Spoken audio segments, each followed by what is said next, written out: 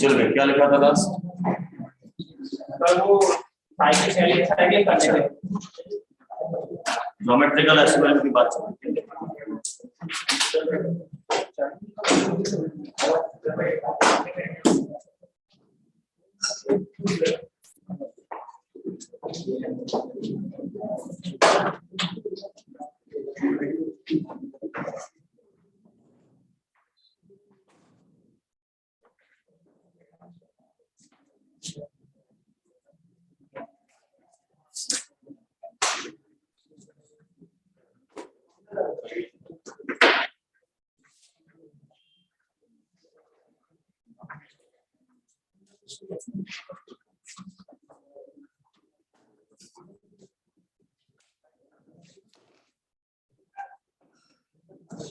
हम लोग geometrical isomeric के एग्जांपल देख रहे थे।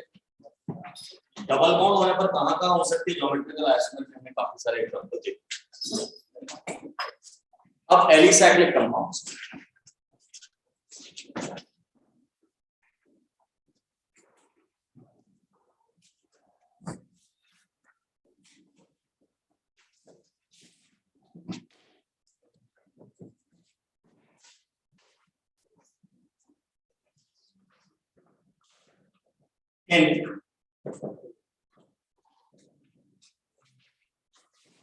Alicyclic compounds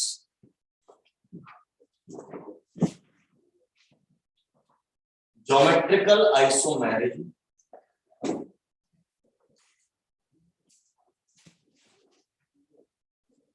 takes place on a single bond। क्या समझे? यानी अगर रिंग है तो उसके अंदर आपको डबल बॉन्ड नहीं चाहिए, सिंगल बॉन्ड पे भी काम। अभी तक अपन ने क्या देखा? ज्योमेट्रिकल आइसोमेरिक होने की डबल बॉन्ड कंपल्सरी। रिंग में मुझे डबल बॉन्ड बिल्कुल भी नहीं चाहिए, ठीक है? Takes place on single bond. दूसरी बात,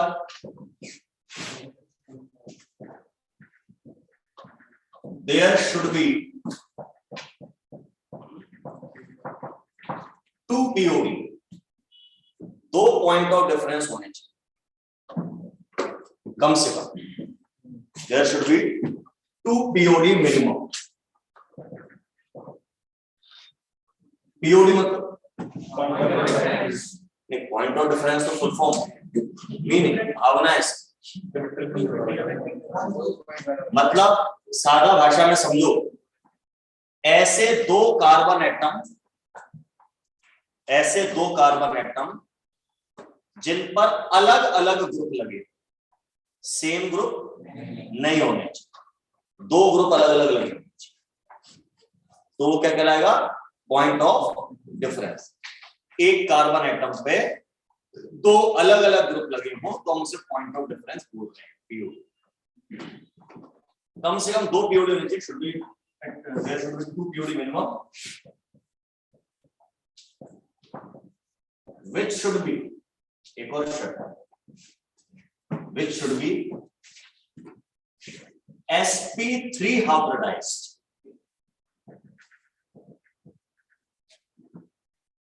अभी जो ओपन चेन वालों में बात करी थी तो मैंने कहा था sp2 चाहिए हाइब्रिडाइजेशन पिछली क्लास में।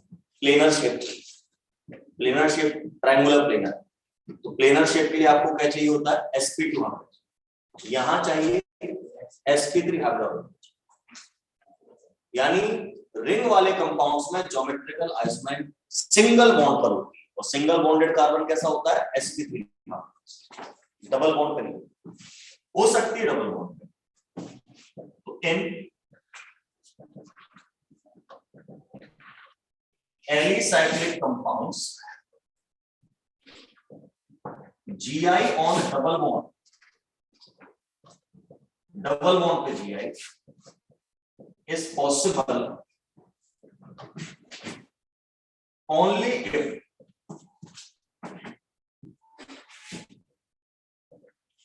ring has 8 or more carbon atoms.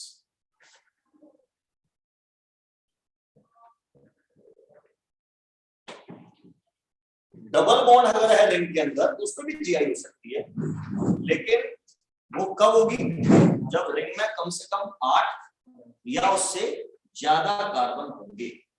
Otherwise double bond पे जीआई नहीं होगी, सिंगल बॉन्ड पे होगी। सिंगल बॉन्ड पे 3 कार्बन भी होंगे, 10 कार्बन भी होंगे, करोड़ कार्बन भी होंगे तो भी। डबल बॉन्ड पे जीआई केवल तब हो पाएगी रिंग के अंदर जब कम से कम रिंग कितने कार्बन की हो, 8 कार्बन या उससे ज्यादा। याद रहेगी ये बात। तीनों बातें दिमाग में रखनी तो हम सिंगल बॉन्ड वाले या रिंग वाले कंपाउंड्स को समझेंगे। लिख लिए तीनों। अब example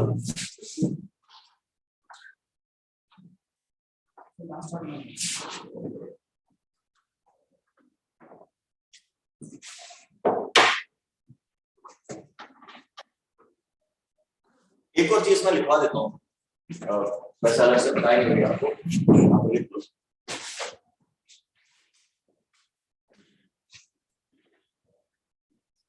generally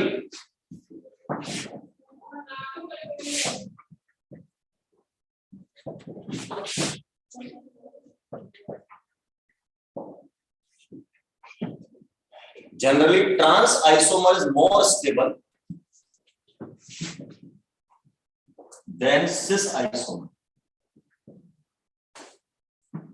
Generally, trans isomer is more stable than cis isomer. Open chain वालों में भी रिंग वालों में ट्रांस आइसोमर किससे ज्यादा स्टेबल होता है? सिस। क्यों होता है, क्या होता है, अपन डिटेल में चर्चा कर लेंगे। बट ये जो वाला case, but in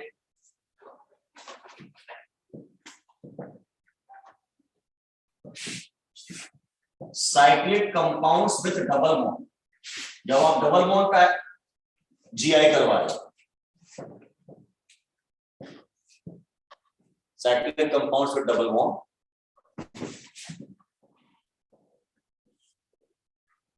cis isomer is more stable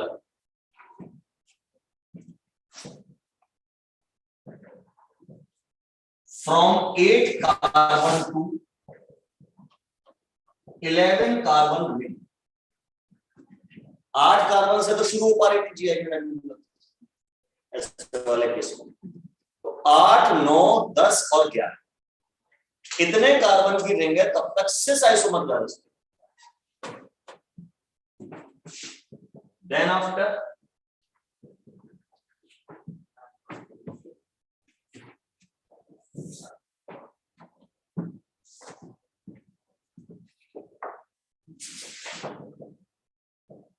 trans isomer becomes more stable। उसके बाद ट्रांस आइसोमर ज्यादा स्टेबल। एक्चुअली मैंने इसमें इसलिए बोला था कि 8 कार्बन के बाद ही आपकी ज्योमेट्रिकल आइसोमर आएगी 8 का उसके बाद, क्योंकि 7, 6, 5, 4, 3 कार्बन की जो रिंग है उसका जब हम ट्रांस आइसोमर बनाते हैं तो उसमें इतना ज्यादा एंगल स्ट्रेन या टॉर्सनल स्ट्रेन आ जाता है कि वो वापस घूमकर सीधा हो जाता है। समझिए, ये रिंग है, इसको मैं मोड़ना चाह रहा हूं, उसके टूटने की संभावना है। तो रिंग को मोड़ने में जो तनाव आता है, स्ट्रेन आता है, उसको अपन टॉर्सनल स्ट्रेन या रिंग स्ट्रेन या एंगल स्ट्रेन कहते हैं। ये जब कम होगा तब जाके आइसोमेरिक हो पाएगी, नहीं तो नहीं हो पाएगी। अच्छा, मैंने आपको बोला था ज्योमेट्रिकल आइसोमेरिक का रीजन है restricted rotation, double bond. Ring का रोटेशन भी रिस्ट्रिक्टेड ही होता है, घुमाएंगे तो सकती है, तो इसलिए यहां पर भी हमारे ज्योमेट्रिकल आइसोमेरिक हो पाता है, तो यहां पर भी रिस्ट्रिक्टेड रोटेशन है। हटा दो।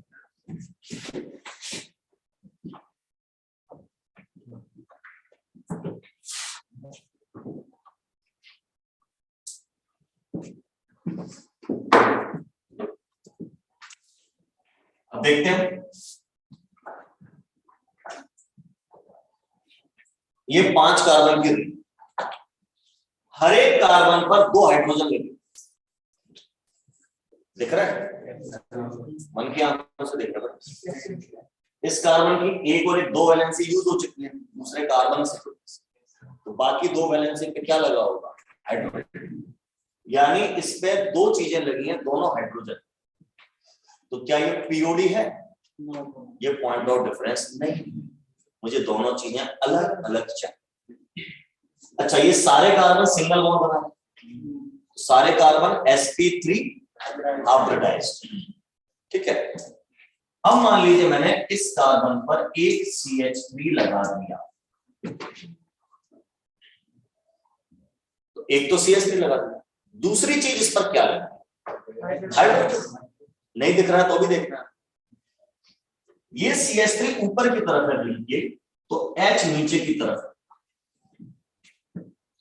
इस रिंग को ऐसे मत मान, इस रिंग को ऐसे मान, इसमें CH3 ऊपर लगा, H नीचे की तरफ। अब इस कार्बन पे पॉइंट ऑफ डिफरेंस जनरेट होगा, दोनों चीजें अलग, लेकिन मैंने कहा था कम से कम 2 कार्बन ऐसे होंगे जिन पे पॉइंट ऑफ डिफरेंस। मान लीजिए एक इस पर है और एक इस कार्बन, तो अब इसमें GI हो जाए।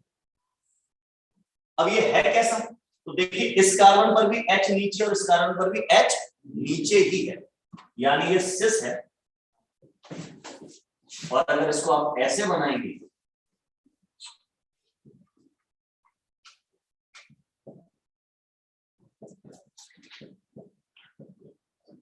ये हमारा ट्रांस, समझ आ गई? रिंग को मैंने कैसे माना होगा, ऐसे मान लूंगा। आप अगर ऐसे मान रहे हो रिंग को बोर्ड के प्लेन में, तो इसी डायग्राम को आप ऐसे भी बना सकते हो।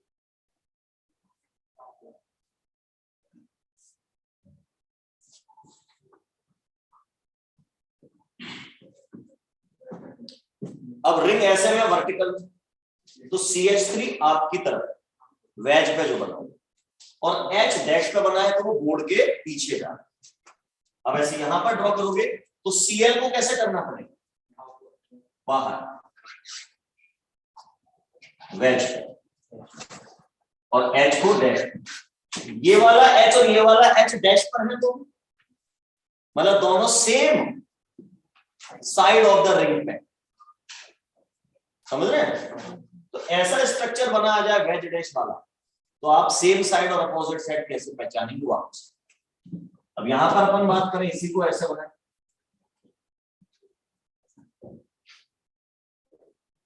देखिए CH3 हमारा वेज पर है, H हमारा डैश पर है, फिर अब की बार यहां पर जो है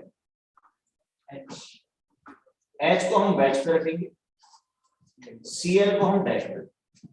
यहाँ H की पोजीशन अलग है, यहाँ H डैश पर है, H वेज पर है, यानी एक पीछे की तरफ एक सामने की तरफ है, अपोजिट साइड। ये हमारा क्या हो जाएगा, ट्रांस। ये एक ही कंपाउंड की 2 तरह से स्ट्रक्चर बना, ये 3D है, ये नॉर्मल स्ट्रक्चर, ठीक है। ये एक एग्जांपल, या अभी मैं ऐसे स्ट्रक्चर्स की आदत नहीं है, इसलिए बना बना के दिखा रहा हूं।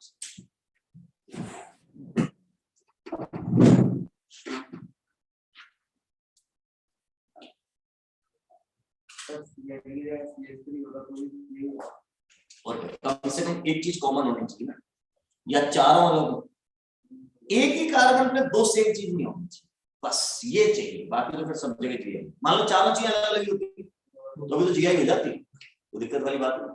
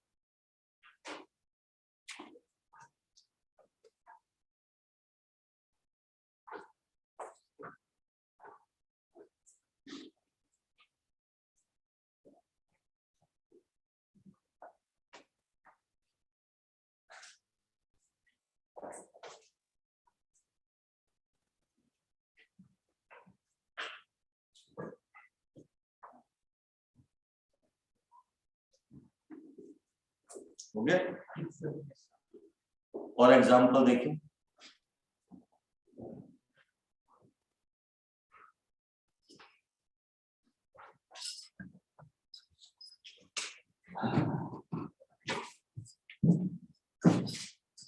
अब आप बस ये बताते जाइए जीआई हो पाएगी या नहीं।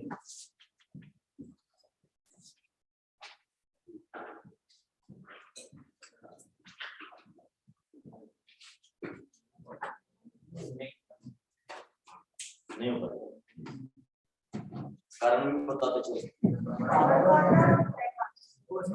डबल बॉन्ड है और कार्बन 6 ही, मैंने कहा था 6 से अलग कार्बन की नहीं होनी चाहिए, तो इस पर जीआई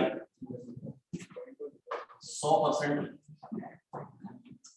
क्या बकवास कर रहे हैं, मैंने आपको जो लिखवाया है उसकी भावनाएं समझो। मैंने कहा था जीआई ऑन डबल बॉन्ड। अब समझो बात, ये डबल बॉन्डेड कार्बन, तो इस पर भी तो एक वैलेंसी खाली है जिस पर H लगे होंगे। ये जो H है इस तरफ और इस कार्बन का H इस तरफ हो सकता है, तो डबल बॉन्ड में जो जीआई होती थी वो भी यहां भी तो हो सकती है। तो इस डबल बॉन्ड पे जीआई नहीं होगी, इस डबल बॉन्ड पे जीआई नहीं होगी, लेकिन sp3 हाइब्रिडाइज्ड कार्बन पे जीआई तो हो सकती है। उसके लिए हमें देखना है 2 sp3 हाइब्रिडाइज्ड कार्बन मिल रहे हैं क्या, पीओडी वाले मिल रहे हैं। ये भी sp3 हाइब्रिडाइज्ड कार्बन,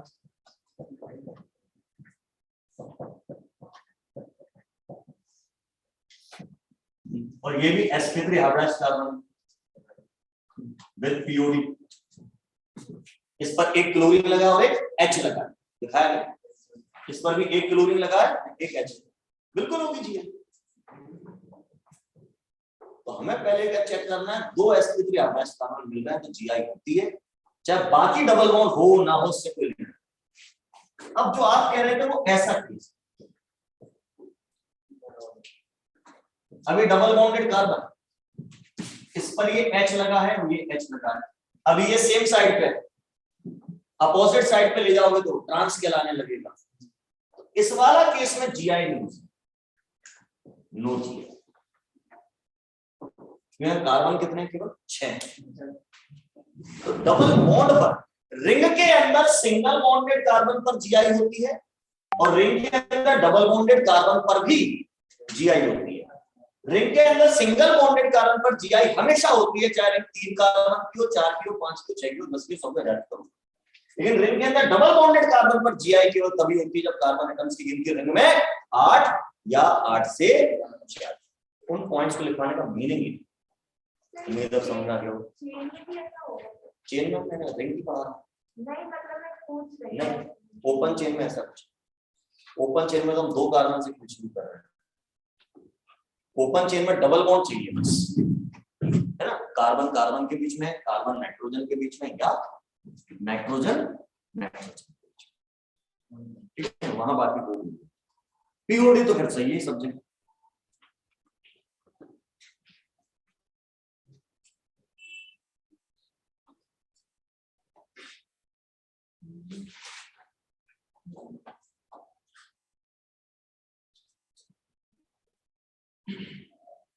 दोनों एग्जांपल लिखिए।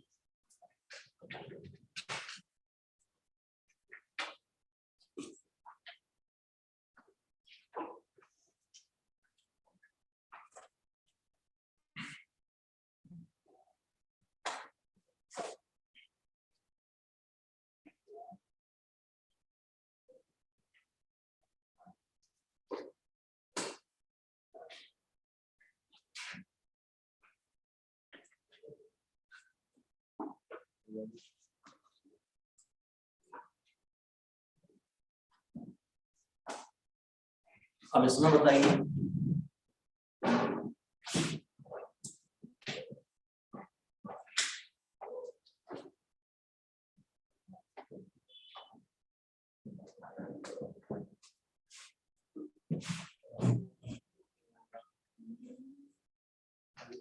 इतना क्यों सोचना पड़ता है बेटा? क्या ये कार्बन पीओडी है? क्या ये कार्बन पीओडी है?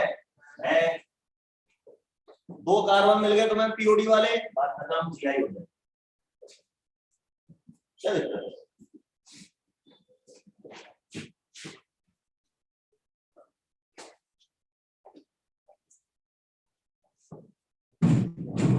इसमें ये पीओडी है,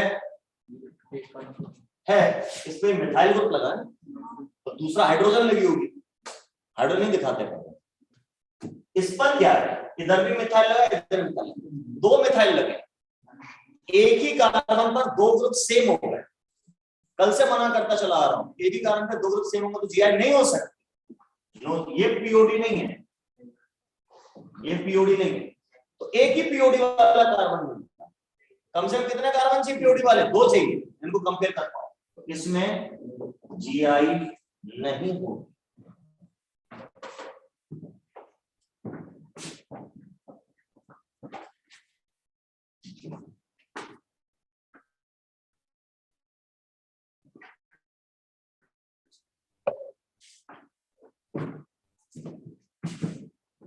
ये देखिए,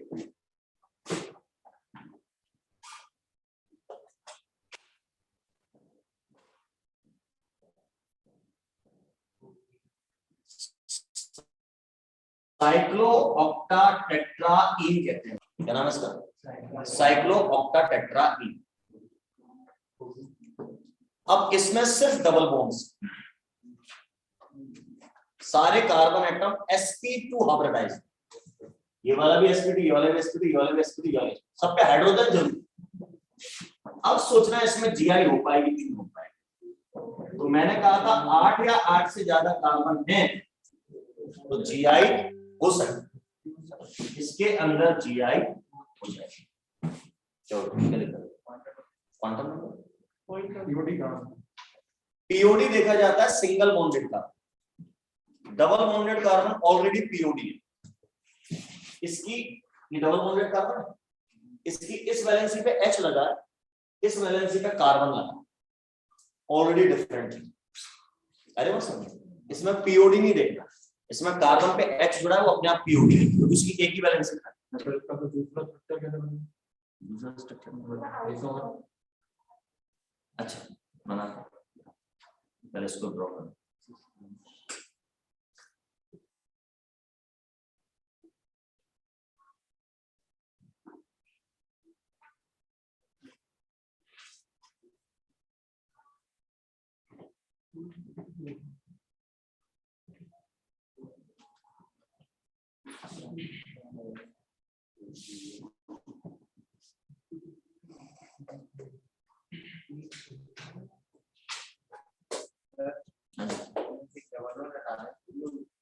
हाँ 4 डबल बॉन्ड है, मिनिमम 1 डबल बॉन्ड चाहिए, तो उन पे नहीं होगी। बता, एक ही कंपाउंड में जीआई कई जगह से हो सकता है।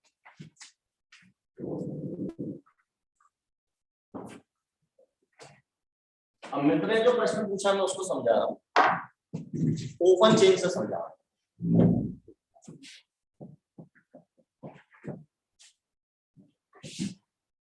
How many,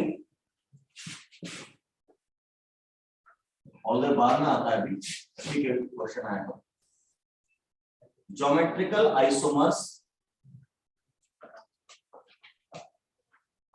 are possible. मैं एक स्ट्रक्चर बनाऊंगा, हम पूछेंगे उसमें कितने ज्योमेट्रिकल आइसोमर बन सकते हैं।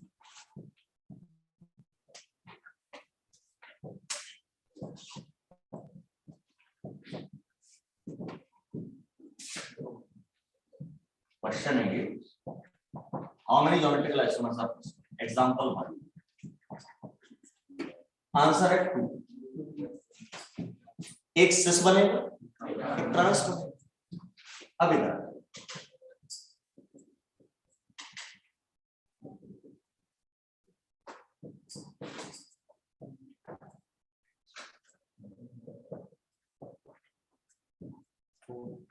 अब इसमें कितने ज्योमेट्रिकल आइसोमर? अब आंसर है 4। 2 इस पे बनेंगे, 2 इस पे बनेंगे। इसका अपना सिस ट्रांस अलग होगा, इसका अपना सिस्ट्रांस अलग है, यानी दो जगह स्टीरियो आइसोमेरिज्म हो रही है या ज्योमेट्रिकल आइसोमेरिज्म। तो हम बोलेंगे इसमें एक स्टीरियो सेंटर है और इसमें दो स्टीरियो सेंटर है। तो जिन जगहों पर ज्योमेट्रिकल आइसोमेरिज्म या ऑप्टिकल आइसोमेरिज्म हो सकते हैं उनको हम क्या कहते हैं, स्टीरियो सेंटर। इसमें मेरे पास दो स्टीरियो सेंटर है, एक ये वाला डबल बॉन्ड, एक ये वाला डबल बॉन्ड। अरे बस तो एक से ज्यादा जगह पर जीआई हो सकती है सेम मॉलिक्यूल में। एग्जांपल लेकर बताता हूं। अच्छा, ये दोनों अलग-अलग पॉसिबल है कि दोनों जो दो सेल्स और दो ट्रांस कर रहे हैं सेम, मतलब उसके सेल्स और ट्रांस इसके सेल्स और ट्रांस एक जैसे। मैं चार को लिख रहा हूं बेटा, समझाना मेरे को। मैं चार को लिख रहा हूं, मैं दो ही लिखता अगर एक जैसे होते। तो एक ही सेंटर में बना डायरेक्शनल क्या बोल रहा है, समझ रहा हूं। स्टार्ट करेगा उसकी डायरेक्शन तो नहीं। अरे ये नहीं कर रहा, ये नहीं कर रहा। इसमें जो सिस और ट्रांस बनेगी पॉसिबल है ना, इसमें वो भी इसमें सेम बन सकती है ना।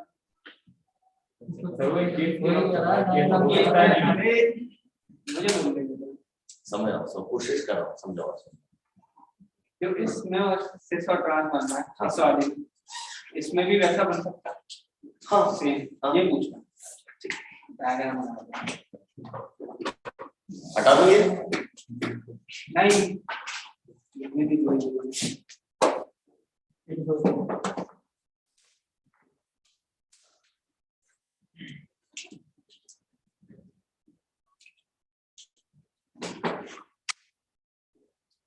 सिस्टम क्यों बदलता है।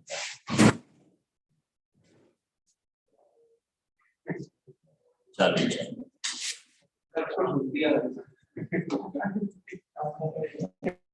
हिंदुस्तान में होता है, रिमोट नहीं चल रहा ठोक दो, आदमी नहीं चल रहा ठोक दो।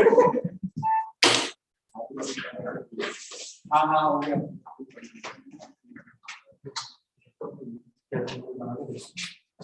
अभी जो बाद वाला एग्जांपल दिखाया था जरा देख लो।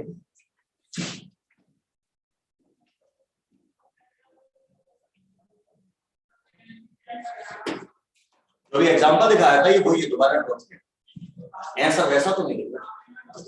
अब बॉन्ड लाइन स्ट्रक्चर बनेगी, देखो उसमें 4 कार्बन है, 1 2 3 4 5 6 कार्बन है, ऐसा कार्बन।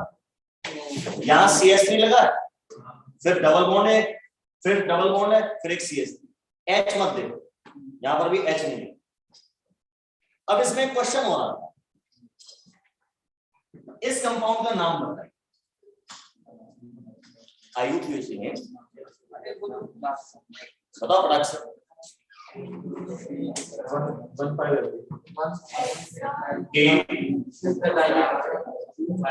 ऐसा 1000 बार बोल दिया, अपना दिमाग मत चला है, कुछ नहीं कर पाओगे जिंदगी। 2 2 3 4 5 6 6 कार्बन X पर 3 लगेगा, डबल बॉन्ड है, 2 जगह डबल बॉन्ड, सेकंड पे और फोर्थ पे, तो हेक्स 2 4 9 बिल्कुल सही बात है। हेक्स नहीं हेक्सा, वर्ड रूट के बाद कॉन्सोनेंट आता है तो ई लगा, क्लियर है। ये इसका IUPAC। अब ये सिस है कि ट्रांस है। अच्छा अभी रुको,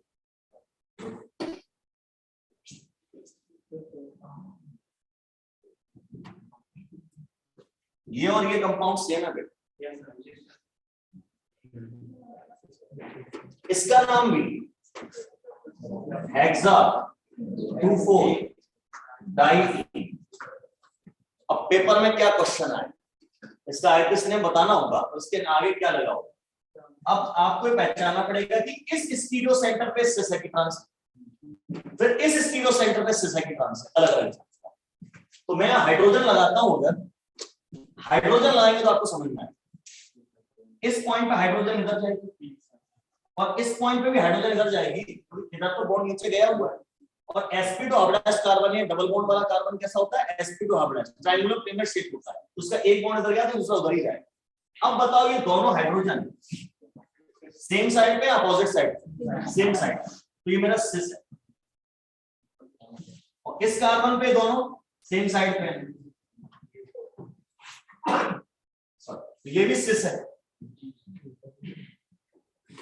अब लेकिन इसमें आएंगे आप तो इसमें ये हाइड्रोजन इधर है, ये हाइड्रोजन इधर है, ये वाला कार्बन या ये वाला डबल बॉन्ड ट्रांस है, लेकिन ये वाला अभी भी सिस है, समझ गए।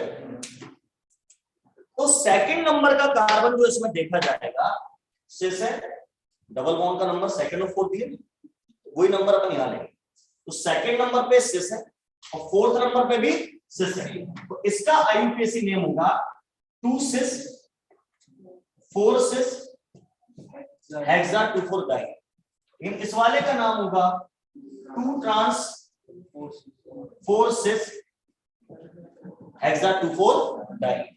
अच्छा इधर से नंबरिंग कर लोगे तो 2 सिस 4 ट्रांस हो जाएगा, जैसा आप कह रहे थे इधर से करेंगे तो सेम होता है कि नहीं आ सकता, मैंने नहीं बोला ये इधर करो और इधर करो, एक ही बात पूरी वाली बात। एक तो दो स्ट्रक्चर पे। अच्छा इसमें क्या किया मैंने, दोनों सिस लिए, इसमें ये वाला ट्रांस ये वाला सिस लिया। तीसरा केस क्या बनेगा, दोनों ट्रांस नीचे आ जाएगा, दोनों ट्रांस। चौथा केस क्या बनेगा, ये सिस वो ट्रांस, ये सिस्टम चलेगा। अच्छा इसमें एक और चीज, सिस का एक और नाम बताया था जर्मन लैंग्वेज में CIP वाला, ट्रांस वाले का T। तो पेपर में इसकी वजह ऐसा लिखा है, ये 2 सिस 4 सिस है ना, 2Z 4Z हेक्सा 2,4 डाई। अब बच्चा ऐसा नाम देखता है तो बुरा मान जाता है, सर ने कुछ खाई नहीं था, आईयूपीएसी नेम पूरा हो गया, ये वाला कौन सा आईयूपीएसी, आईयूपीएसी नेम तो कोई लिखना है। यहाँ पे क्या बता रहा है, उसकी GI बता रहा है कौन से कार्बन के, इसका नाम क्या होगा 2E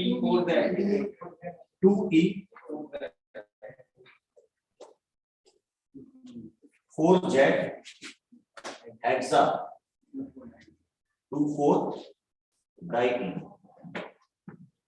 ऐसा लिखा आ जाए तो घबराना नहीं, बस ये बताना है कौन से कार्बन पे वो E है और कौन से कार्बन पे वो Z है। E मतलब ट्रांस, Z मतलब सिस। सिस ट्रांस भी लिख सकते हैं पर ज्यादा EZ लिख दो।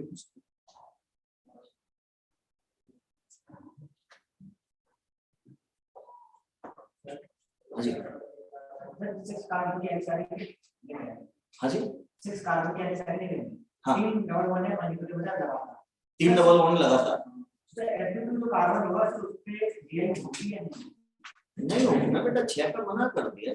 3 का 1 पे नहीं होगी, 2 पे नहीं होगी, 3 पे नहीं होगी, 4 पे नहीं होगी, कितने पे भी नहीं। मुझे 8 कार्बन की रिंग चाहिए, तब बात करिएगा मेरे से।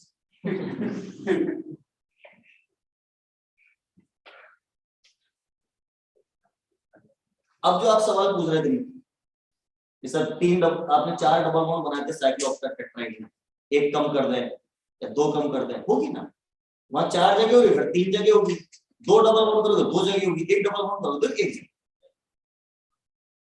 अब आगे होगा मेरे ख्याल। हाँ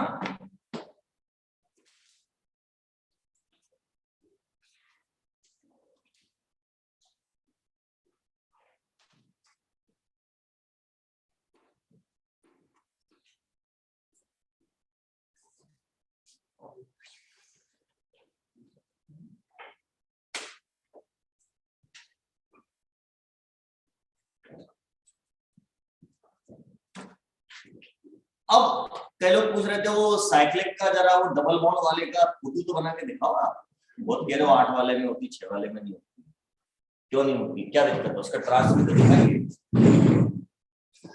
हो गया हटा लो उसको।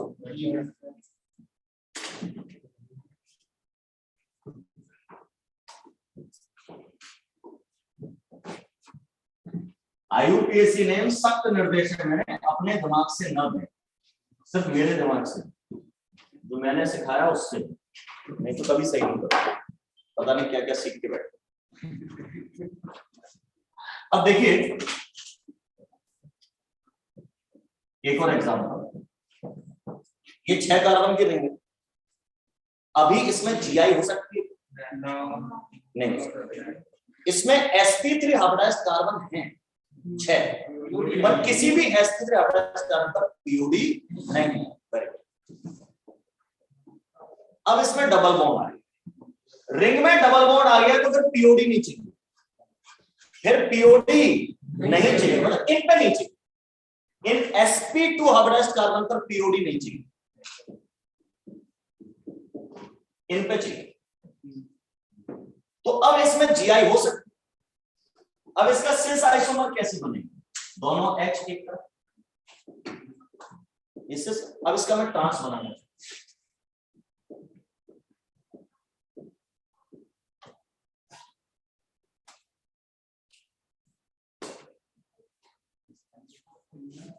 ये इसका ट्रांस आइसोमर, कार्बन के ना 1 2 3 4 5 6 7 8, ये 9 इस 10 9 10 कैसे हो गए? ये ब्रिज है 6 कार्बन चाहिए, 6 8 नहीं चाहिए।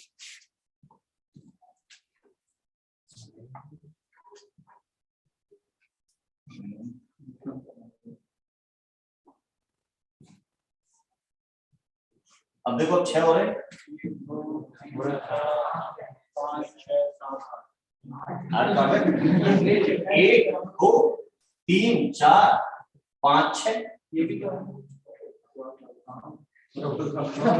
नहीं ये तो बॉन्ड है इन दो कार्बन के बीच का जो इसके ऊपर से जाता है। अब इसको देखो कि ये सिस है और ये ट्रांस है, तो इसको बनाने के लिए मुझे रिंग को कितना ट्विस्ट करना पड़ रहा है, घुमाना पड़ रहा है। तो रिंग को ट्विस्ट करना पड़ रहा है, तो 6 कार्बन की रिंग को ट्विस्ट नहीं कर पाते, मोड़ नहीं पाते, 7 की भी नहीं, 4 की भी नहीं, 3 की, 8 या उससे ज्यादा की होगा। तो इसका ट्रांस बनेगा, ये इसका सिस है, ये इसका ट्रांस है, लेकिन इसका ट्रांस हाईली अनस्टेबल, तो वापस से रिंग खुल के वैसे हो जाएगा। ये समस्या है इसके, इसलिए हमारा 8 कार्बन से कम पे स्टेबल नहीं, उससे यहाँ पे ऐसे वाली स्ट्रक्चर बन पाती है, स्टेबल हो जाता है ये चीज, ठीक है।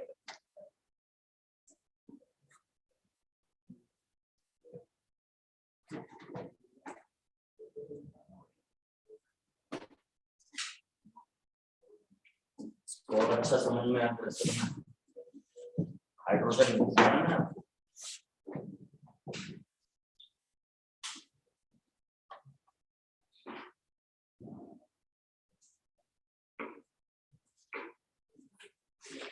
अब आपको हाइड्रोजन भी दिखा, कार्बन मिलो चाहिए कि नहीं, 1 2 3 4 5 6।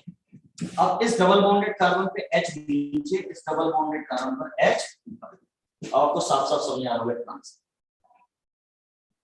समझ गए। लेकिन ये कैसा है? अनस्टेबल। जब 8 कार्बन की रिंग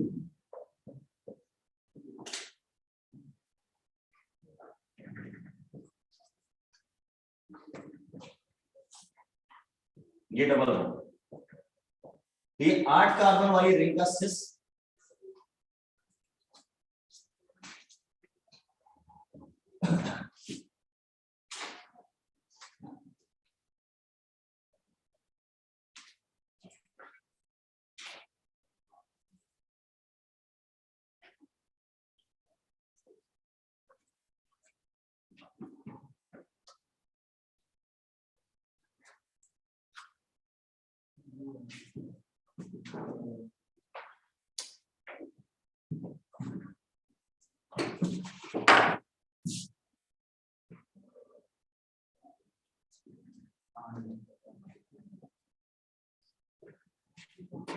अगर 8 कार्बन वाली रिंग का ट्रांसफर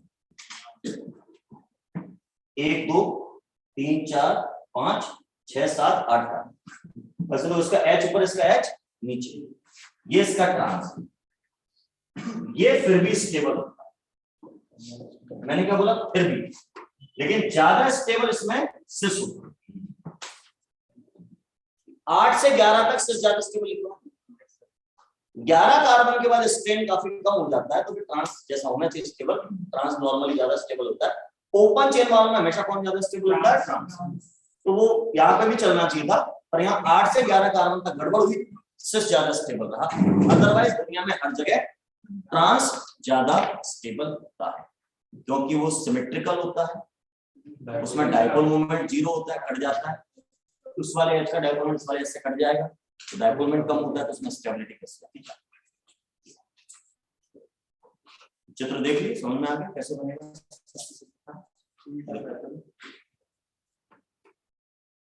बना पाओ तो अच्छा, नहीं बना पाओ तो कोई बात नहीं, मेरा काम होता ना।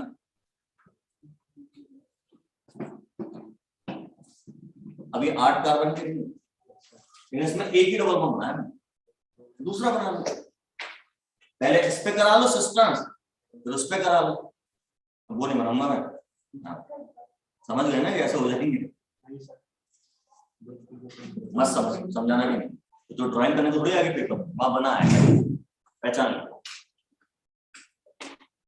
तो ये हमारी जीआई की बातें होंगी। एग्जांपल्स भी हमने देख ली क्या क्या होते हैं, कई तरह के एग्जांपल्स देख ली, साइक्लोएल्काइलेटेंस, स्पाइरेन, एलीन, रिंग वाले, रिंग में। अच्छा, इसमें इस डबल बॉन्ड पे जीआई।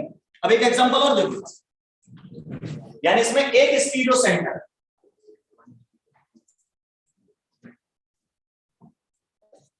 अब एक एग्जांपल ये देखिए,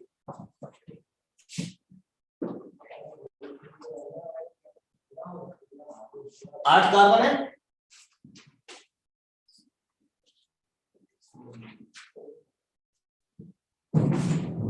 अब इसमें इस पॉइंट पर भी जीआई हो सकती है।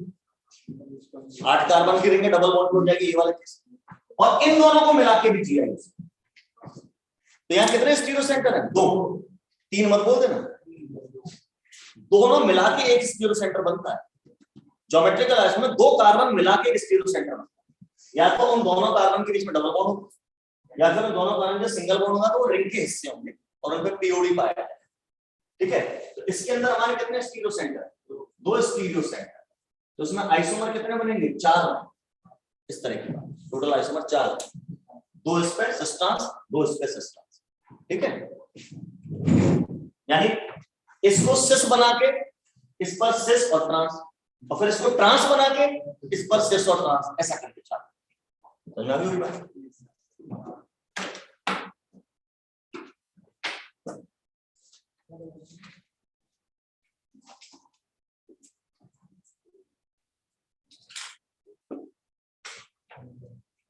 वहां जब 2 स्टीरियो सेंटर लिखा उसके नीचे लिख देना 4 आइसोमर, याद रहेगा इसमें 4 आइसोमर है।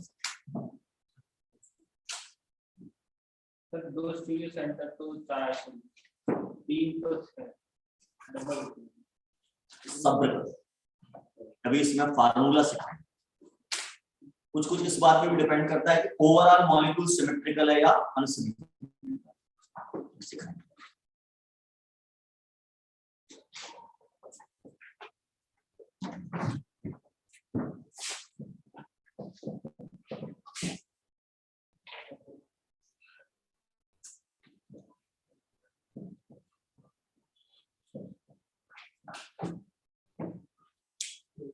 इसमें कितने स्टीरियो सेंटर? इन दोनों को मिलाकर के इन दोनों के बीच कराओ। परमुटेशन कॉम्बिनेशन नहीं सीखते क्या मैथमेटिक्स में? सब बर्बाद है क्या? परमुटेशन कॉम्बिनेशन आना चाहिए आपको कोऑर्डिनेट केमिस्ट्री के ज्योमेट्रिकल आइसोमर निकालने के लिए। इसमें इन दोनों के बीच में एक स्टीरियो सेंटर बनता है और फिर इन दोनों के बीच में एक स्टीरियो सेंटर बनता है, या आप एक को कॉमन लेके बाकी 2 के साथ बना सकते हैं। ऐसी व्यवस्था भी बनाने करने को आई। बाकी मैं फार्मूले बता दूंगा अभी आपको कितना तरीका, अभी जैसे एग्जांपल दिखा दिया। परमुटेशन कॉम्बिनेशन आना चाहिए।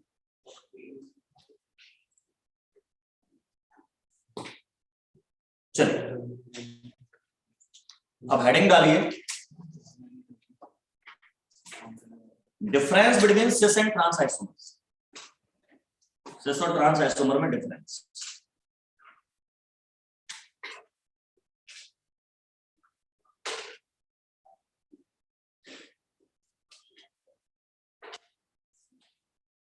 सिस आइसोमर में पहला पॉइंट मैं डिक्टेट कर रहा हूं, लिखते जाओ फटाफट।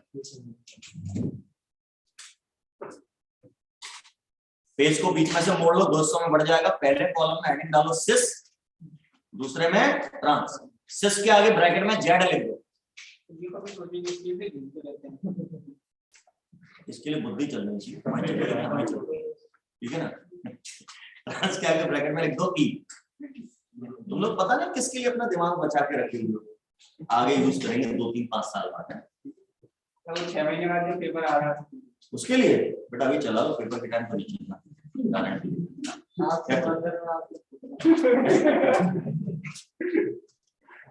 चलो हनुमान जी के मंदिर जाया करो मंगलवार और शनिवार, वही बेड़ा पाल आएंगे तुम लोग। पढ़ाई तो तुम सोनी नहीं एक ही रास्ता बचा, नहीं बता रहा, समझा? तो कर दिया सर चालू। है क्या बोल रहा है? कल शनिवार है, कल अच्छा कल शनिवार है, कर दिया चालू सर। चलो हनुमान जी के मंदिर चलो बेटा लिखोगे। सिस में पहला पॉइंट लेस स्टेबल, ट्रांस में पहला पॉइंट मोर स्टेबल।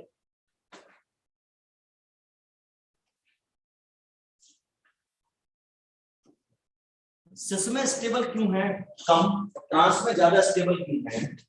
इसके पीछे रीजन आपको समझना चाहिए, क्योंकि ये मेन में तो यहां तक बात हो जाएगी कौन ज्यादा स्टेबल कौन कम, एडवांस में रीजनिंग भी आएगी। अब जैसे ये सिस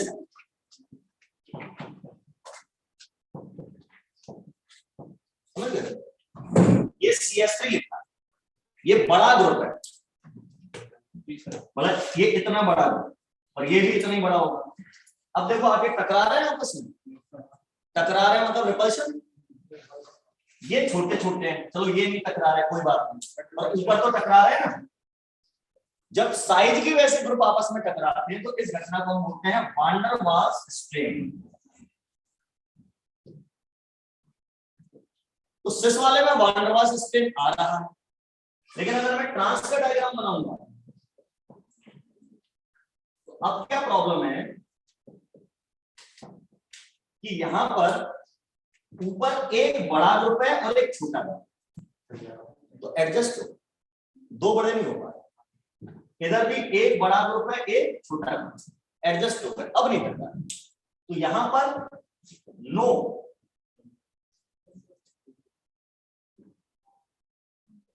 वान डर वाल्स स्ट्रेन। और दुनिया में जहां कहीं भी तनाव होगा अनस्टेबल हो जाएगा। तनाव लेने से तो ब्लड प्रेशर भी बढ़ जाता है, आदमी मर जाता है, तनाव नहीं लेना चाहिए। जहां तनाव आएगा चीज अनस्टेबल, ये रीजन है इनके अनस्टेबल। चाहे तो डायग्राम भी ड्रॉ कर सकते हैं, सिस वाले में सिस वाला, ट्रांस वाले में।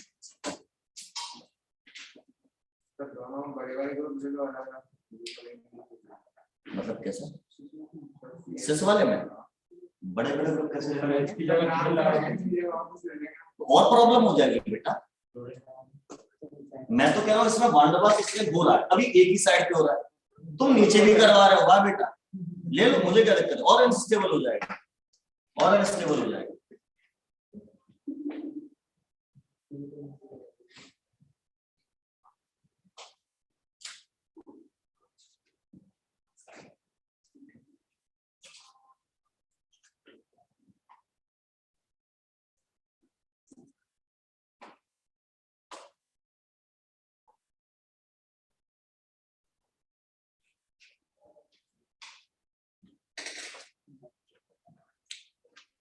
अगला difference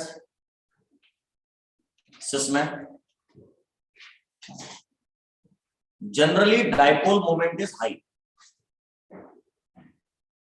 generally dipole moment is high. Trans में लिखेंगे generally dipole moment is low और जीरो। जनरली ट्रांस वाले में लिखना है generally dipole moment is low, less लिख दो, और जीरो। भैया से ये ट्रांस वाला है, इस कार्बन और CH3 के बॉन्ड का डाइपोल मोमेंट इस वाले कार्बन और CH3 के बॉन्ड के डाइपोल मोमेंट से कट जाएगा। इस C और H का डाइपोल मोमेंट इस वाले C और H से कट जाएगा, net dipole moment zero.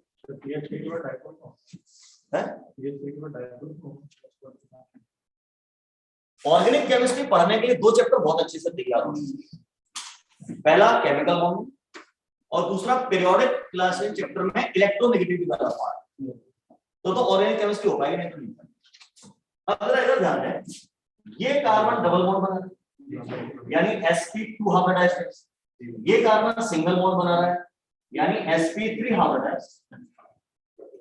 Periodic class में आपको पढ़ा चुका हूं मैं, उसमें मैंने पढ़ाया था इलेक्ट्रोनेगेटिविटी पे s कैरेक्टर का असर पड़ता है। s कैरेक्टर जितना ज्यादा होता है इलेक्ट्रोनेगेटिव उतनी ज्यादा।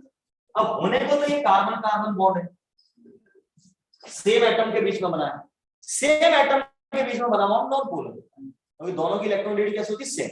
और यहाँ ऐसा है, यहाँ दोनों भले ही कार्बन है लेकिन इसमें s कैरेक्टर ज्यादा है 33%, इसमें 25%, तो this one is more electronegative. तो इस वाले कार्बन पर हल्का माइनस चार्ज है, इस वाले कार्बन पर हल्का प्लस चार्ज, मोर इलेक्ट्रोनेगेटिव का माइनस आता है। तो डायपोल मोमेंट का डायरेक्शन ऐसा है। केमिस्ट्री में डायपोल मोमेंट का डायरेक्शन प्लस से माइनस, फिजिक्स में माइनस से, इस बात को याद करिए। अभी केमिकल बॉन्डिंग में डायपोल मोमेंट आपको पढ़ाएंगे तब तो लिखवाएंगे, अभी से लिखने का क्लियर है, बात समझ में आ गई। तो बेटा ऑर्गेनिक केमिस्ट्री में सावधान है ना, carbon carbon bond non polar ऐसा जरूरी नहीं, जरा हाइब्रिडाइजेशन चेक कर लेना एक बार ना, इलेक्ट्रॉनिक चेक कर लेना।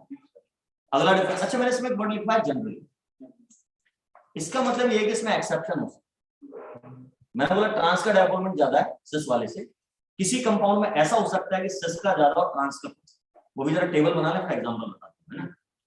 अच्छा, जिस चीज का डायपोल मोमेंट ज्यादा होता है वो पानी में घुल जाती है, पानी में पोलर सॉल्वेंट घुलते हैं, पोलर सब्सटेंस घुलते हैं, पानी खुद भी पोलर सॉल्वेंट है। सिमिली या सॉल्वेंट और सिमिली, लाइट डिसॉल्व्स लाइट, तो सिस घुलना ज्यादा पसंद करेगा या ट्रांस? सिस, क्योंकि उसमें डायपोल मोमेंट ज्यादा है। ट्रांस में तो जीरो होता है आमतौर पर, या होता है तो बहुत कम होता है, तो सिस वाले में लिखेंगे मोर सॉल्युबल इन वाटर, ट्रांस वाले में लेस सॉल्युबल इन वाटर।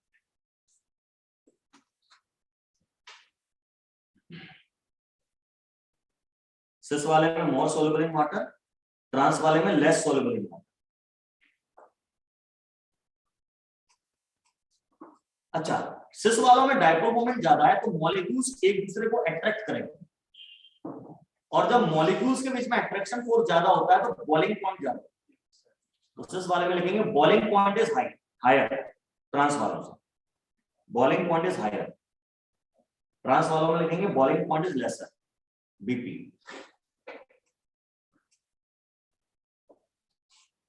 अच्छा, बॉइलिंग पॉइंट हायर है तो मेल्टिंग पॉइंट भी हायर होगा? नहीं, मेल्टिंग पॉइंट अट्रैक्शन फोर्स पे डिपेंड कम करता है, पैकिंग पे ज्यादा करता है। तो मेल्टिंग पॉइंट किस चीज का होगा बेटा? सॉलिड चीज का। और सॉलिड से हम चैप्टर पढ़ चुके हैं क्लोज पैकिंग, जितना ज्यादा क्लोज पैकिंग हुई मॉलिक्यूल्स की, उसको अलग करना उतनी मुश्किल होगा नहीं, पैकिंग बेटर होनी चाहिए। अब पैकिंग बेटर कब होगी? जब मॉलिक्यूल सिमेट्रिकल होगा, ट्रांस ज्यादा सिमेट्रिक सिस के कंपैरिजन, ट्रांस में पैकिंग बेटर। अगला पॉइंट लिखेंगे सिस में MP is lesser due to loose packing, ठीक है, MP is lesser due to loose packing. और ट्रांस में लिखेंगे MP is higher, MP is higher due to, MP is higher due to close packing, MP is higher due to close packing.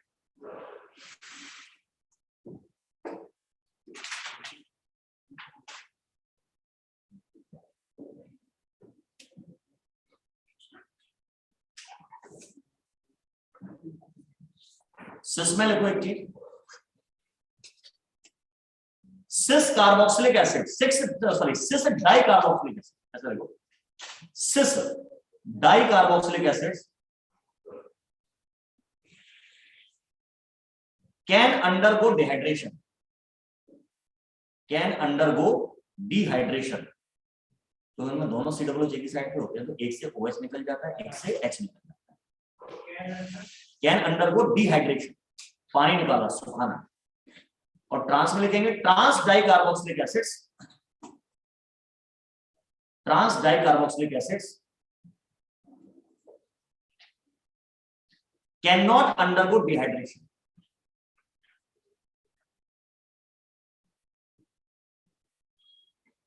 Trans dicarboxylic acids, di मतलब 2 C double हो, cannot undergo dehydration. Table बंद कर दीजिए।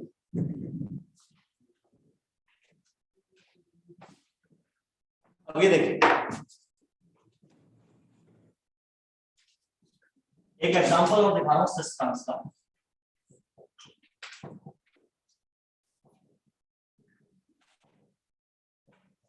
ये di carboxylic acid है, 2 C double है, इसमें दोनों C डबल बॉन्ड के सेम साइड, ये कैसा कहलाएगा बेटा? सिस। और ये वाला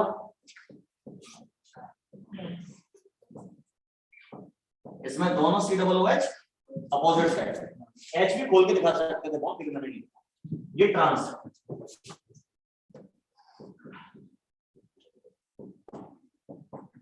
आमतौर पे कंपाउंड के सिस और ट्रांस फॉर्म का नाम तो सेम होता है, उसके आगे बस सिस और ट्रांस वर्ड लगा है। यहां ऐसा नहीं। इस वाले को कहते हैं मैलेइक एसिड और इस वाले को कहते हैं फ्यूमेरिक एसिड। मैलेइक एसिड और फ्यूमेरिक एसिड, यानी मैलेइक एसिड सिस फॉर्म है, fumaric acid trans form. Example है, इसको याद करना है।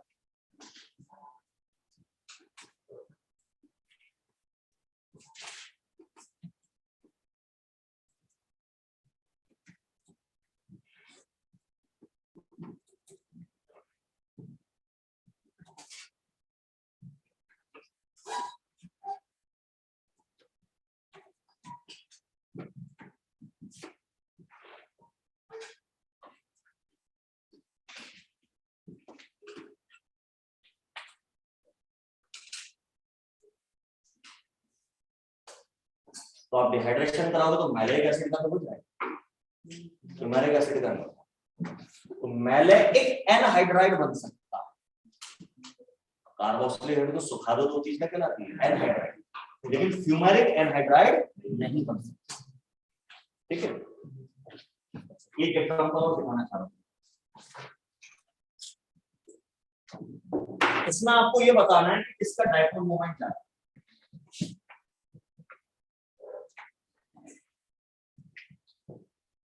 हायर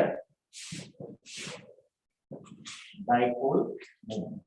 डायपोल मोमेंट को पेपर में डी डॉट एम डॉट लिख सकते हैं, डीएम। डीएम मतलब डायपोल।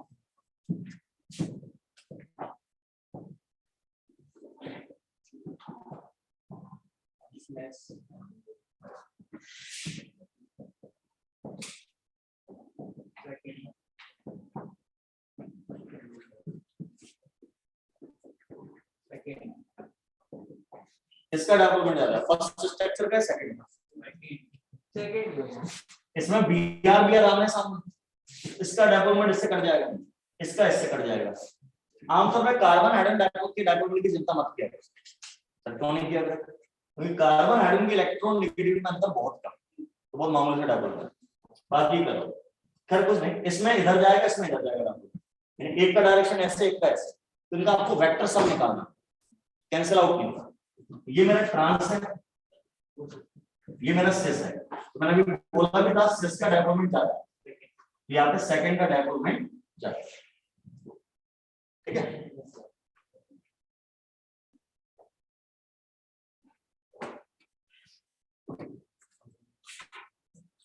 अब एक और एग्जांपल।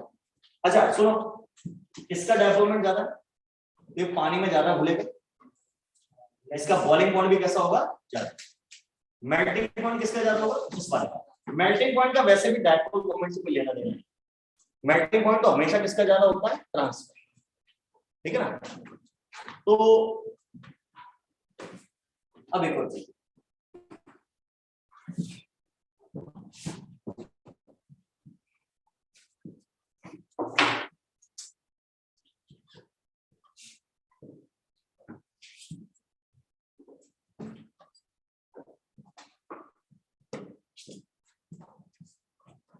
अब बताओ किसका डायपोल मोमेंट ज्यादा? ये ट्रांस है, वो सिस है। देख रहा है ना, H आमने सामने है, H एक ही साइड, एक ग्रुप से भी पहचान सकता हूँ ना, दोनों सेम है। अभी भी सेकंड वाले का सिस वाले का ज्यादा होगा, गलत। अभी जरा डायरेक्शन देखिए, डायपोल में इस कार्बन में से इस पर पॉजिटिव चार्ज आएगा, इस पर नेगेटिव चार्ज आएगा। अभी समझा, ये लेस इलेक्ट्रॉन, ये मोर इलेक्ट्रॉन, इसके डायपोल मोमेंट का डायरेक्शन दिया। अब कार्बन क्लोरीन में से ज्यादा इलेक्ट्रॉन जो इस पे माइनस चार्ज आएगा, इस पर प्लस चार्ज आएगा, इसके डायपोल मोमेंट का डायरेक्शन दिया। ये दोनों ऐड हो गए, इन दोनों के बीच में थीटा की वैल्यू 0 है, cos थीटा की वैल्यू 1 आ रही है। आ जाओ, कैसे आ रहा? अच्छा, अब कौन से पेपर चल रहे हैं? एमपी बोर्ड वाले।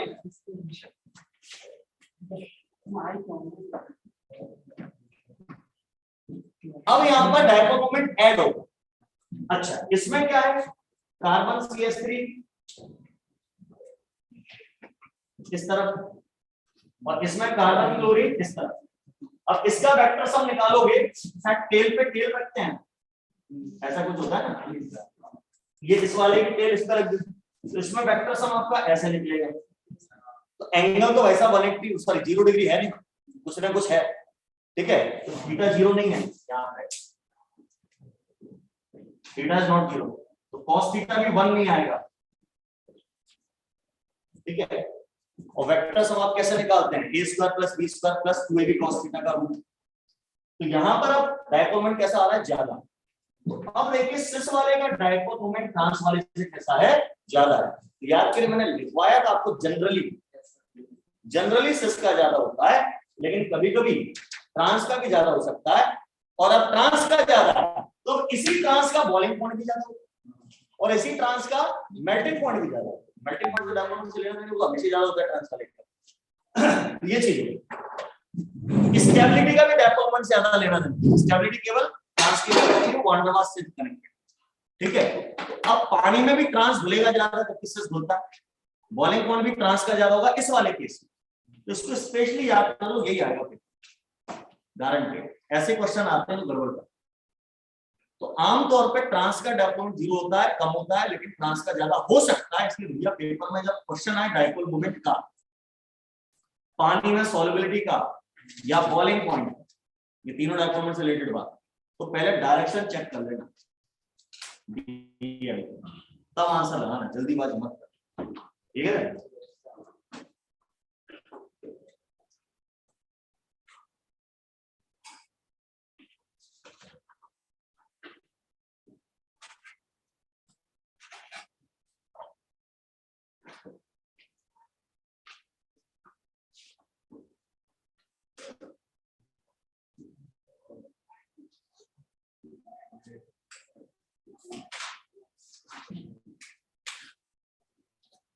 एक नोट डाल लीजिए या पेज के टॉप पे लिख लीजिए, नोट में डाले पेज के टॉप पे, geometrical isomers are diastereomer to each other.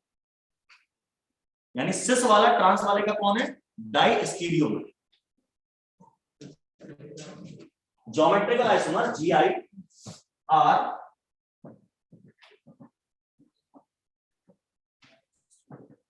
Die स्टीरियोमर to each other. क्या बताया था मैंने, डायस्टीरियो आइसोमर या डायस्टीरियोमर कौन होते हैं, जो मिरर इमेज नहीं है, not mirror image, not mirror image. और एनेंटियोमर कौन होते हैं, मिरर इमेज। GI हमेशा एक दूसरे के डायस्टीरियोमर होते हैं। ऑप्टिकल आइसोमर जो होते हैं वो डायस्टीरियोमर भी हो सकते हैं और एनेंटियोमर भी हो सकते हैं।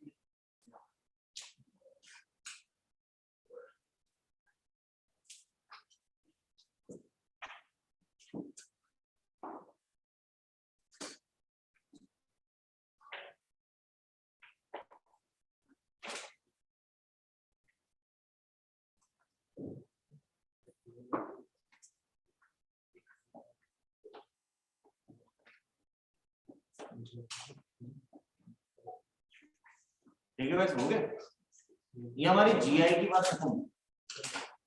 अब मैंने कहा था कितने ज्योमेट्रिकल आइसोमर होते हैं उसके निकालने के फार्मूले होते हैं, और वो इकट्ठे सीखते हैं ऑप्टिकल के बाद, क्योंकि ऑप्टिकल भी स्टीरियो सेंटर है। टोटल स्टीरियो आइसोमर निकालने पड़ते हैं। तो स्टीरियो सेंटर में ऑप्टिकल वाला भी काउंट होगा ज्योमेट्रिकल के साथ साथ, वो अपन इकट्ठा देखेंगे फार्मूला क्या है। जीआई की बात हुई, अपन शुरुआत करते हैं ऑप्टिकल आइसोमर। ऑप्टिकल आइसोमर क्या होती है, ऑप्टिकल एक्टिविटी क्या होती है।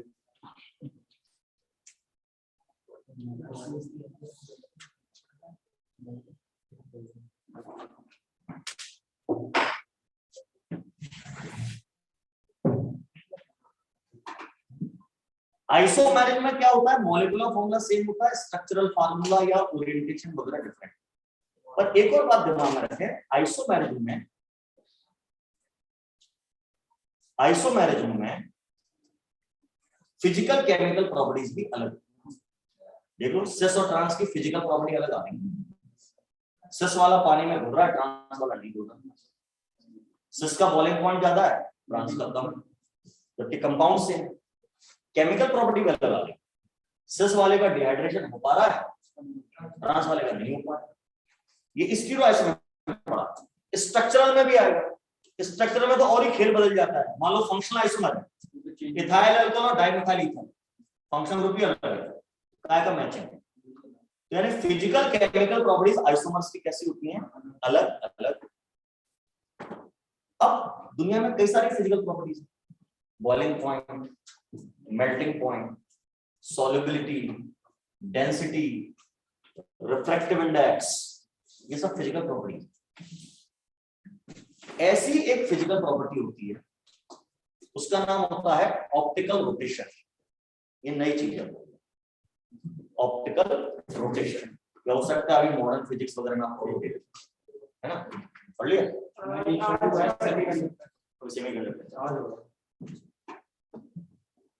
ऑप्टिकल रोटेशन क्या होता है, पहले इसको समझो भाई। हम लाइट है हमारे ऊपर पड़ रही है, लाइट आ रही है, सूरज से भी आ रही है, ट्यूबलाइट से भी आती है, बल्ब से भी आती है।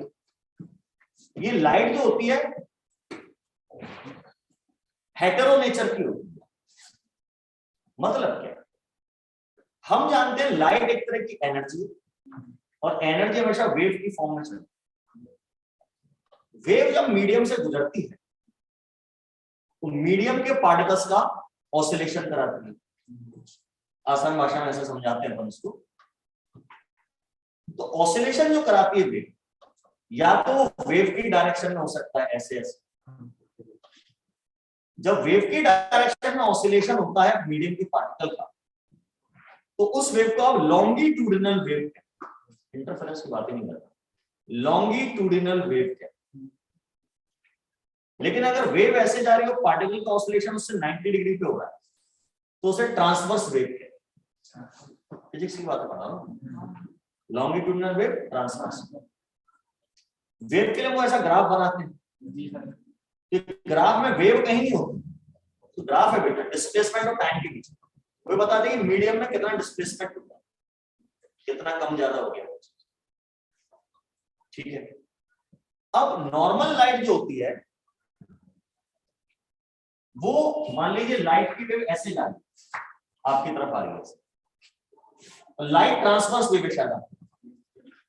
तो लाइट जो होती है मीडियम के पार्टिकल का ऑसिलेशन हर पॉसिबल डायरेक्शन में करा सकती है, जो कि उसके मूवमेंट के परपेंडिकुलर।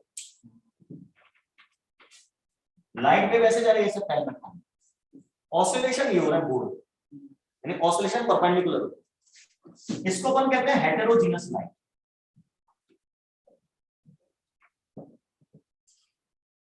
ठीक है। फिर एक इंस्ट्रूमेंट होता है जिसको आप कहते हैं निकोल प्रिज्म। ये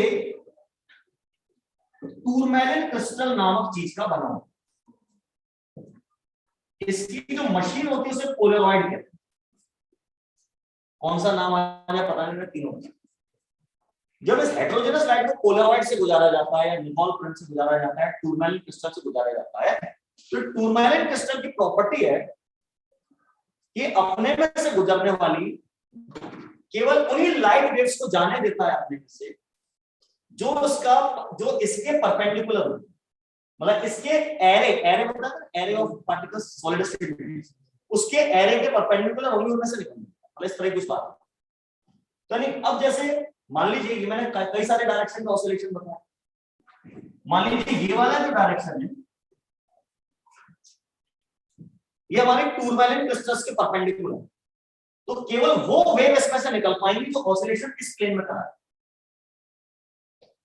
ये वाली रुक जाएगी, ये वाली रुक जाएगी, ये वाली रुक जाएगी, यानी यहां से गुजरने के बाद जो लाइट मिलेगी वो मीडियम के पार्टिकल, हवा धूल इन सब के पार्टिकल का ऑसिलेशन, जो भी अपन बात करें एग्जांपल के तौर पे, वो किस प्लेन में कराएगी? केवल एक ही प्लेन, एक ही डायरेक्शन।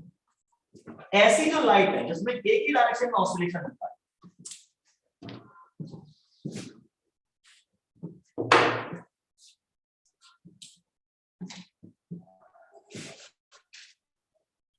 एक ही डायरेक्शन में ऑसिलेशन होता है किसी पर्टिकुलर एंगल पे हॉरिजॉन्टल से, ये 90 भी हो सकता है, 0 भी हो सकता है, तो ऐसी लाइट को हम कहते हैं plane polarised light, PPL, plane polarised.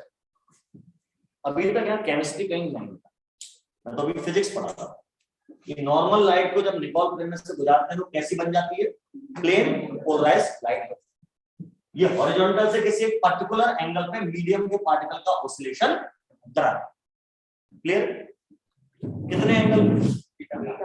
कुछ भी हो सकता है, 0 से लेकर 190 डिग्री कुछ भी हो सकता है, हॉरिजॉन्टल से 0 से लेकर 90 के बीच में कुछ भी एंगल का ऑसिलेशन।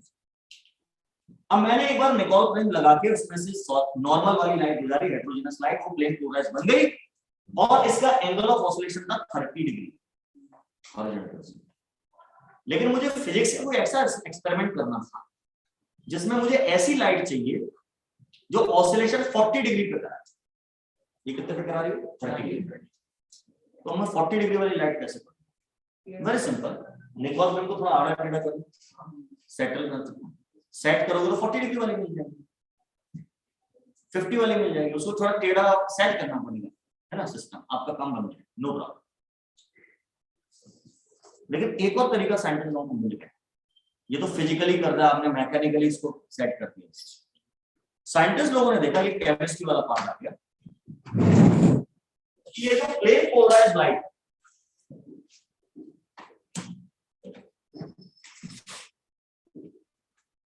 ये प्लेन पोलराइज्ड लाइट मान लीजिए मीडियम के पार्टिकल को ऑसिलेशन 30 डिग्री पे करा रही है।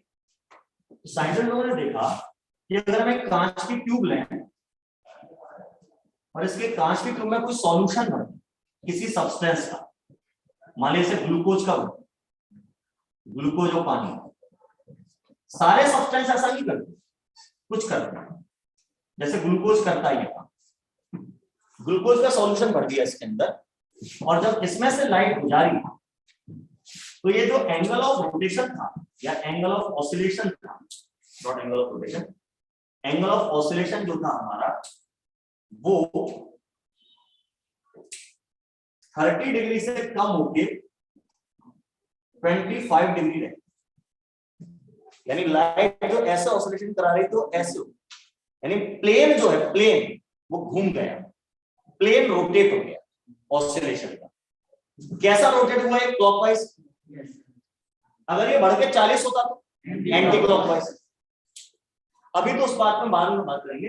मैंने इसके अंदर ग्लूकोज भरा तो ग्लूकोज ने इसके प्लेन ऑफ ऑसिलेशन को घुमा दिया, क्लॉकवाइज घुमा दिया। मैंने इसके अंदर नमक का घोल भर के देखा, कुछ नहीं हुआ।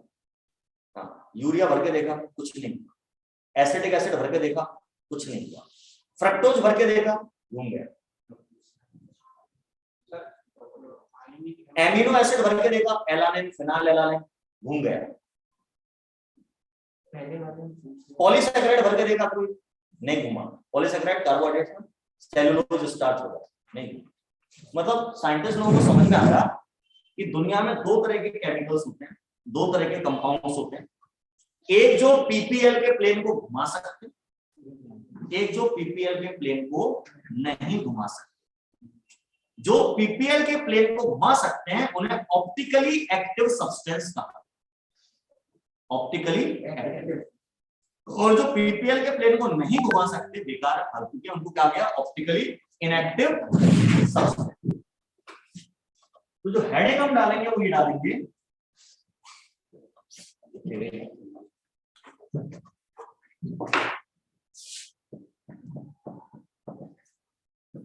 ऑप्टिकल एक्टिविटी क्या होती है? ऑप्टिकल एक्टिविटी तो उसमें डैश करके लिखेंगे। ऑप्टिकल एक्टिविटी में क्या लिखेंगे? Capacity of a substance to rotate plane of PPL. किसी सब्सटेंस की वो प्रॉपर्टी या कैपेसिटी, प्रॉपर्टी भी कह सकते हो, जिसकी वजह से वो पीपीएल के प्लेन को घुमा सकता है, उसको हम क्या कहते हैं? Optical activity. चाहे तो आप ये दोनों डायग्राम भी बना सकते हैं, पहले नीचे वाला फिर ऊपर वाला। ये ऑप्टिकल रोटेशन समझा है। तो ग्लूकोज हमारा ऑप्टिकली एक्टिव होता है, शक्कर भी ऑप्टिकली एक्टिव होती है, नमक नहीं होता, नमक नहीं होता, यूरिया नहीं होता, बहुत सारे सब्सटेंस जो होते हैं, सारे तो नहीं। ये कैसे पता पड़ेगा? वैसा कुछ नहीं, ट्यूब में भर भर के घुमा घुमा के देखे, घूम रहा है तो अच्छी बात, नहीं घूम रहा है। अच्छा, ये एंगल नापते कैसे? Angle of rotation.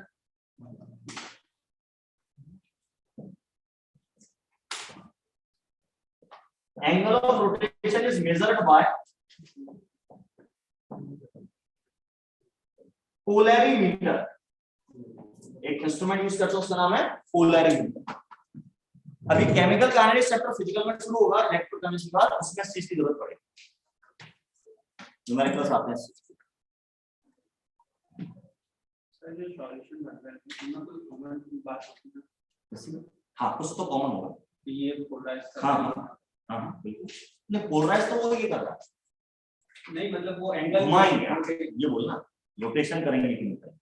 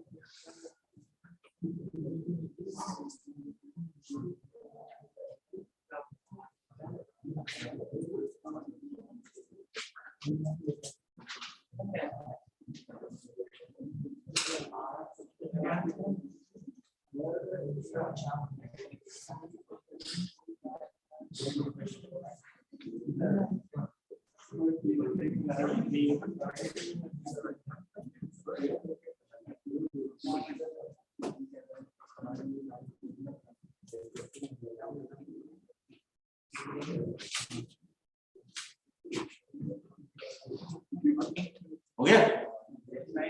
ऊपर वाला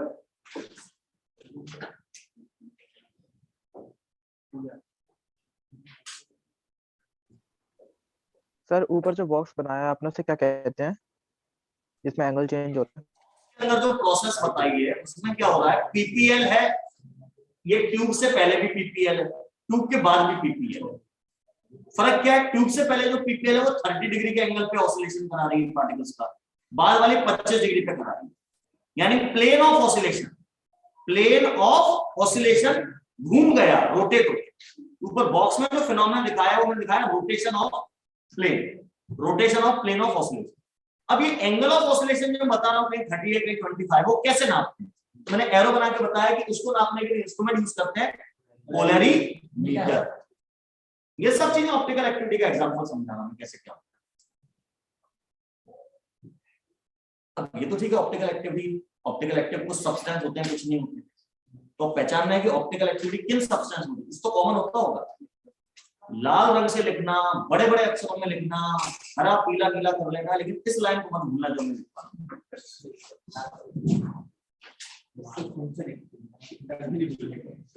चलेगा, उनसे लिख दो लाल करने की उंगली काट लो। पर ये इंपॉर्टेंट बात है, सबसे इंपॉर्टेंट बात।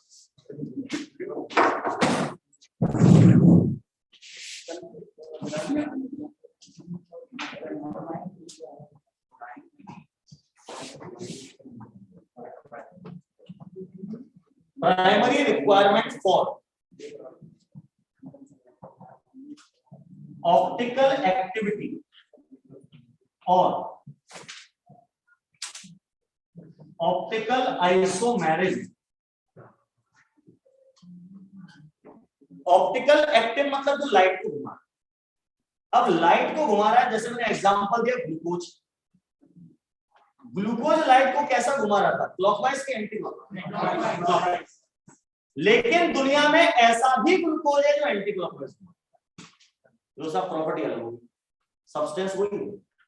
Glucose glucose formula same, C6H12O6, structure से क्या अलग है? सिर्फ एक प्रॉपर्टी, ऑप्टिकल रोटेशन का डायरेक्शन। इस दुकान का ग्लूकोज क्लॉकवाइज घुमाता है, उस दुकान का ग्लूकोज एंटी क्लॉकवाइज घुमाता है तो दोनों ग्लूकोज, तो दोनों आपस में क्या कहलाएंगे? Optical isomer. तो जो चीजें ऑप्टिकल एक्टिव होती है सब में ये फिनोमेना पाया जाता है, सब में। दुनिया का कोई भी अगर ऑप्टिकली एक्टिव सब्सटेंस है तो हमेशा दो तरह का मिलेगा। कौन सी दो तरह का?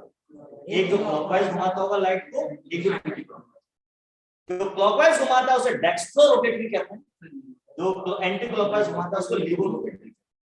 कभी कभी कुछ लोगों का ऐसा भी सैंपल मिलता है ऑप्टिकल एक्टिव सब्सटेंस का जो लाइट को घुमाते नहीं, मतलब इनएक्टिव।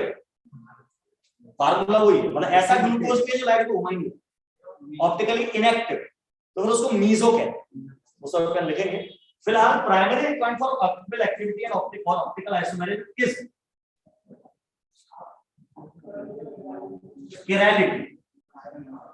कायरल कार्बन नहीं, चिरैलिटी। कायरल कार्बन और चिरैलिटी वर्ड अलग अलग हैं, ये दिमाग में सबसे पहले चिपकाओ। टीचर यही भर देता है कायरल कार्बन मतलब चिरैलिटी, स्कूल वाला, और आप लोग बर्बाद हो जाते। नहीं ये स्कूल ही गए। गुड, वेरी गुड, अच्छा।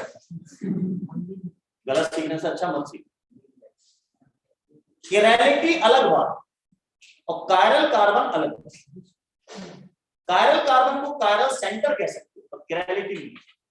चिरैलिटी मतलब किसी चीज का अनसिमेट्रिकल होना।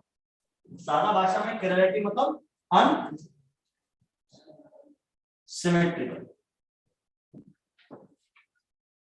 या केमिस्ट्री की लैंग्वेज में ऐसा कहते हैं कि अगर कोई चीज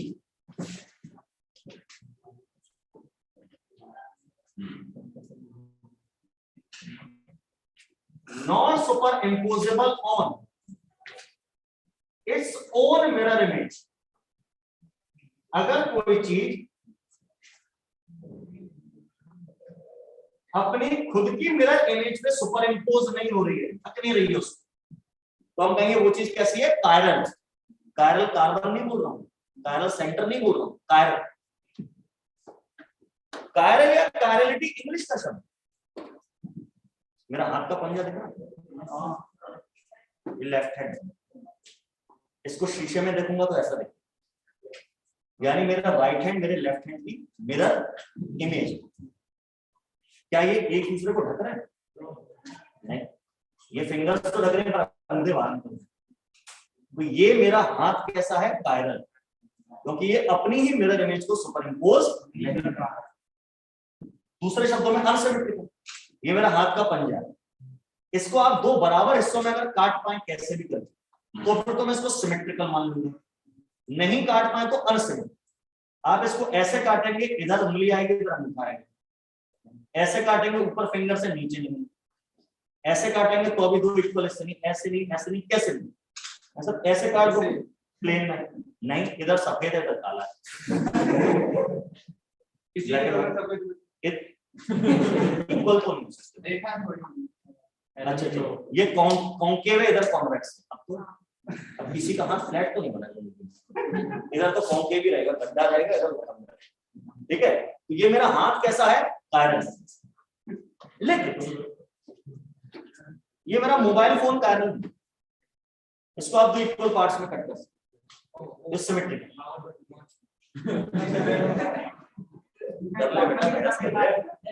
ले भैया एक डस्टर तो है, इसको तो इक्वल पार्ट्स में कई तरीकों से कर सकते हैं। ये चीज होगी। तो ऑप्टिकल आइसोमेरिज्म और ऑप्टिकल एक्टिविटी दोनों के लिए सबसे इंपॉर्टेंट चीज है कायरलिटी। अब एक नाम आया था, मैंने बोला था कायरल कार्बन या कायरल सेंटर। ये क्या होता है ये देखेंगे अपन अगले एपिसोड।